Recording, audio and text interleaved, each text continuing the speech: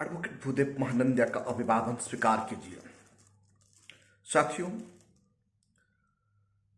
Congress plan कर रहा है ये 5 स्टेट इलेक्शन का नतीजे के बाद बसपा का साथ गठबंधन करने के लिए।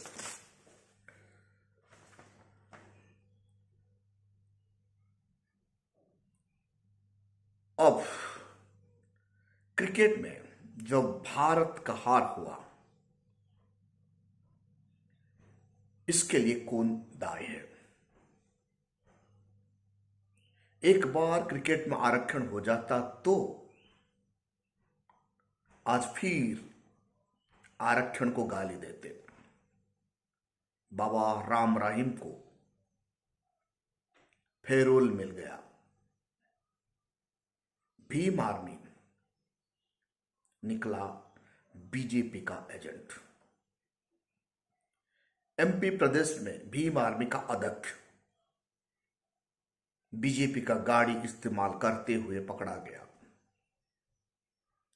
सारे ज्योतिष बता रहे थे वर्ल्ड कप में भारत का जीत, लेकिन ये फेल हो गया।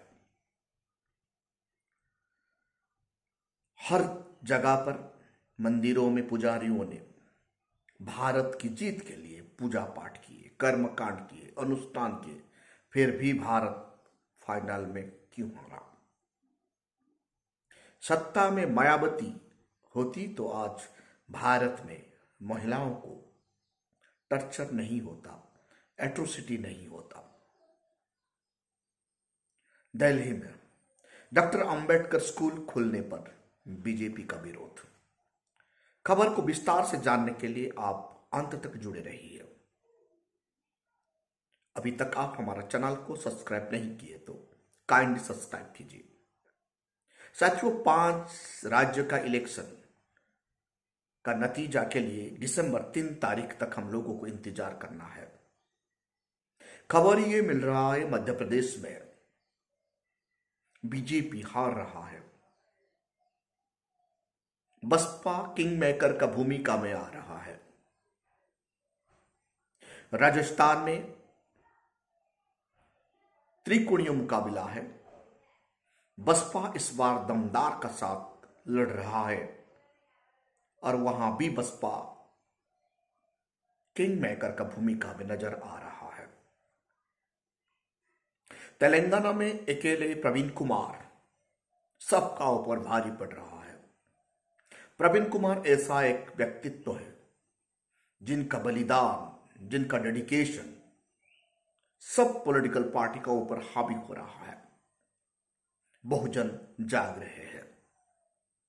साथियों, आज जयराम रमेश बीजेपी का कद्दावर ने कांग्रेस का कद्दावर नेता जयराम रमेश, उनका इंटरव्यू में, यूट्यूब इंटरव्यू में 4 PM में ये बताते हैं कि 5 राज्य का नतीजा के बाद कांग्रेस बसपा का साथ गठबंधन करने के लिए तैयार हो रहा है और कांग्रेस बसपा सुप्रीमो बहन मायावती जी को मनाने के लिए उनका घर जाने तक तैयार कर रहे हैं। क्रिकेट भारत का लोगों का धड़कन है। भारत का युवा क्रिकेट के लिए मरते हैं। लाखों लोग लाखों रुपए का टिकट देकर क्रिकेट देखने के लिए जाते हैं। गुजरात में जो वर्ल्ड कप फाइनल का मैच हुआ है, वहां जैसे धांधली हुआ सबको पता है। 2000 का टिकट 50,000 से 60,000 रुपया में बेचा गया। वहां क्रिकेट को पॉलिटिकलाइजेशन किया गया और क्रिकेट को बिजनेस किया गया। कैसे बिजनेस करना है गुजरातियों से सीखना जरूरी है। आज क्रिकेट में आरक्षण नहीं है। जब आज आरक्षण होता क्रिकेट में, आज भी फिर आरक्षण का ऊपर ठीकरा फोड़ देते और आरक्षण को लोग गाली देते। क्रिकेट में आरक्षण नहीं, फिर भी भारत क्यों हारा? बाबा राम रहीम को पेरोल नहीं, फेरोल मिला है। पेरोल और फैलो दोनों में फर्क है। पेरोल का मतलब होता है जो व्यक्ति सजा काटता है, पेरोल में जाने से उनका सजा फिर जोड़ दिया जाता है। 10 दिन तक घर गया मतलब फिर 10 दिन उनको काटना ही होगा जेल। लेकिन फरल का मतलब यह है ऐसा जुड़ा नहीं जाता। कितने लोगों को फरल मिलता है आप सोचिए। जब जब इलेक्शन चुनाव होता है तब तब बाबा राम रहीम को फरल मिलता है। भारत का संविधान में इक्वालिटी बिफोर द लॉ, कानून का सामने हर कोई इक्वल है, लेकिन यहां बाबा राम रहीम के लिए ऐसा नहीं हो रहा है। उन्हें पैरोल नहीं, उन्हें फरल मिल रहा है। कानून को कैसे और कानून का धज्जिया कैसे लोग उड़ाते हैं, ये मनुवादियों से सीखना है। जब भी इलेक्शन आता है, जब जब इलेक्शन आता है, तब तब बाबा राम रहीम को फरल मिलता है। भीम आर्मी निकला बीजेपी का एजेंट।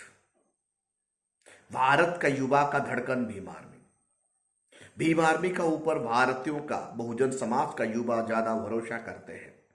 लेकिन मध्य प्रदेश इलेक्शन के चुनाव में यह देखने के लिए मिला है, यह बात एक्स हैंडल में मिल रहा है। जयराम सिंह का एक्स हैंडल में देखने के लिए मिलता है। बीजेपी का गाड़ी, बीजेपी का पैसा से भीम आर्मी अपना संगठन को बढ़ा रहा है और मध्य प्रदेश में अपना इलेक्शन प्रचार प्रसार कर रहा है। जब मध्य प्रदेश का प्रदेश अध्यक्ष, भीम आर्मी का प्रदेश अध्यक्ष बीजेपी का गाड़ी यूज कर रहा था, तब वहां का नौजवान उन्हें पकड़ लिए हैं। मतलब कैसे धोखेधाड़ी हो रहा है बहुजन समाज का यथ का साथ, यानी बीजेपी का साथ साठगांठ करके कैसे बसपा को कमजोर करने के लिए भीम आर्मी हर जगह पर खड़ा है।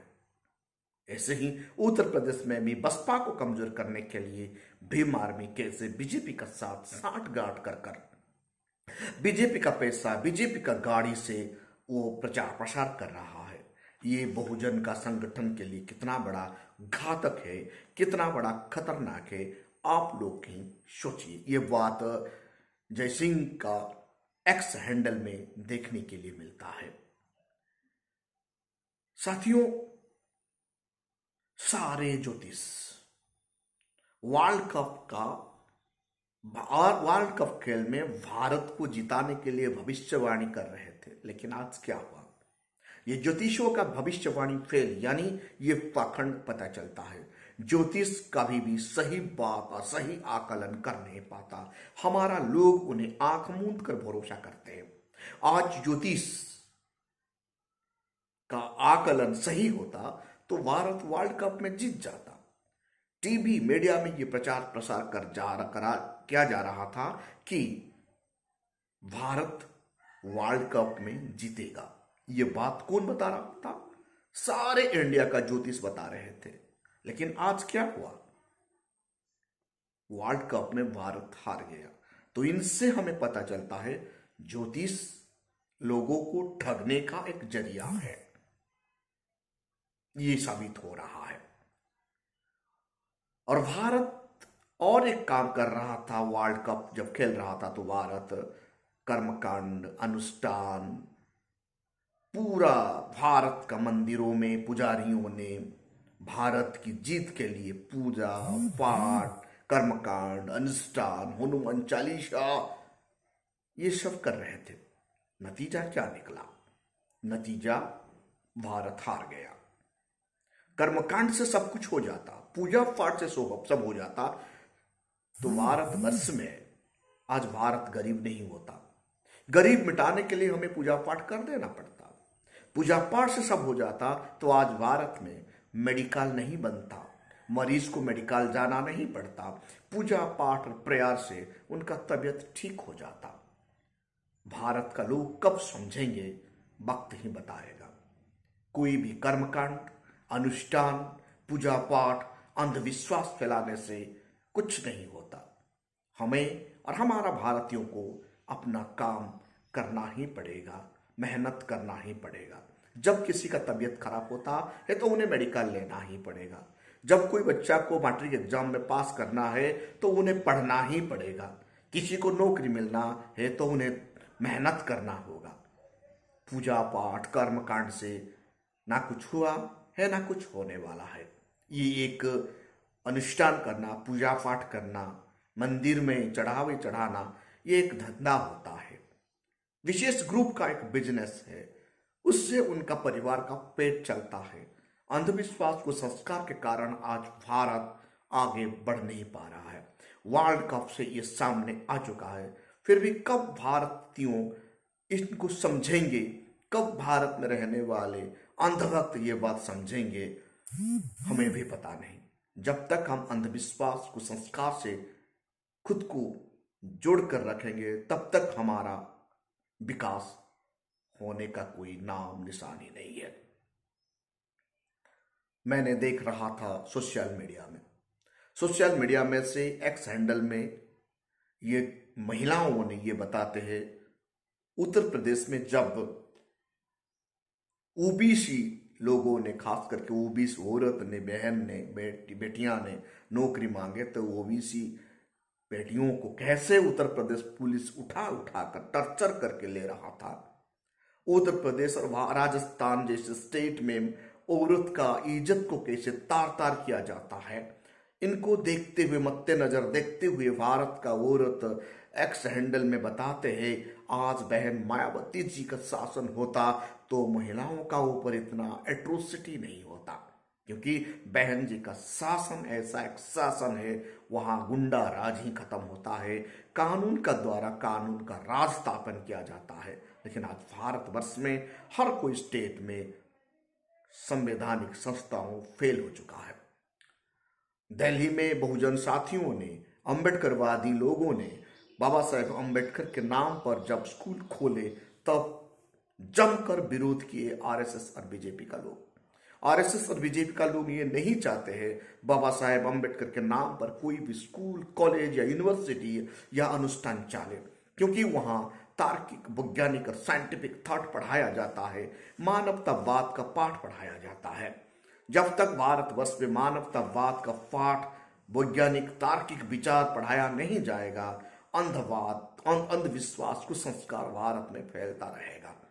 भारत में सिर्फ अंबेडकर का विचार, बाबा साहेब अंबेडकर का विचार, बुद्ध का विचार ही साइंटिफिक टेम्परामेंट को आगे बढ़ाने के लिए उत्साहित करता है, प्रोत्साहित करता है। इसीलिए भारतवर्ष में हर डिस्ट्रिक्ट में बाबा साहेब अंबेडकर का नाम पर एजुकेशनल इंस्टीट्यूशन बनना बहुत जरूरी है। जब तक भारतवर्ष में एजुकेशनल इंस्टीट्यूशन बाबा साहेब अंबेडकर का विचार से, तथागत बुद्ध का विचार से नहीं चलेगा, तब तक इस देश में अंधविश्वास कुसंस्कार फलता और फूलता रहेगा। अंधविश्वास कुसंस्कार के कारण भारत आज इतना पीछे चला गया है। साथियों, भारत को आगे बढ़ाना है, साइंटिफिक टेम्परामेंट बनाना है, बहुजन समाज ही ये कर सकता है। इसीलिए बहुजन समाज का लोग यूनाइटेड होकर बुद्ध का विचार, अंबेडकर का विचार, ज्योतिबा फूले का विचार, साहू जी छत्रपति का विचार को आगे बढ़ाना है।